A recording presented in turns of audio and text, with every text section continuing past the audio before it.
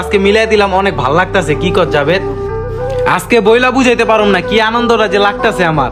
ভাই আপনাকে রেস্টুরেন্টে সব থেকে ভালো স্পেশাল যে পিজাটা আছে ওটা বানায় দেন। আচ্ছা ভাই 5 মিনিট লাগবে, বানাই দিতাছি। বন্ধু এই ইটালিয়ান পিজা খাইলে তখন মন ভালো হয়ে যাবো গা।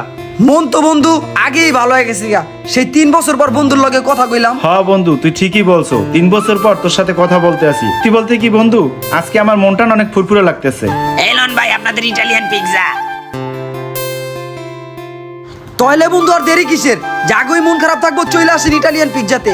পিৎজা খাইবেন আর মন ভালো হয়ে যাবো।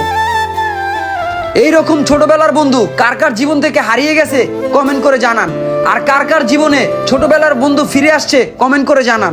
বন্ধু তো আপনার জীবনে অনেকই আসবে, কিন্তু ছোটবেলার বন্ধুগুলো একটু স্পেশাল হয়ে থাকে।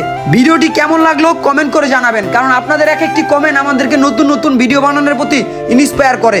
আর আমাদের মতো পিৎজা খেতে যারা যারা ভালোবাসেন চলে আসুন কেরানীগঞ্জ গুলজারবাগ শামসুল্লাহ ঘাট বিল্লাল ভাইয়ের মুড়ির দোকানের পাশাপাশি। আরেকটা কথা কমেন্টে বলে যাবেন, ইটালিয়ান পিৎজা যারা যারা খাইছেন কেমন লাগে কমেন্টে জানাবেন।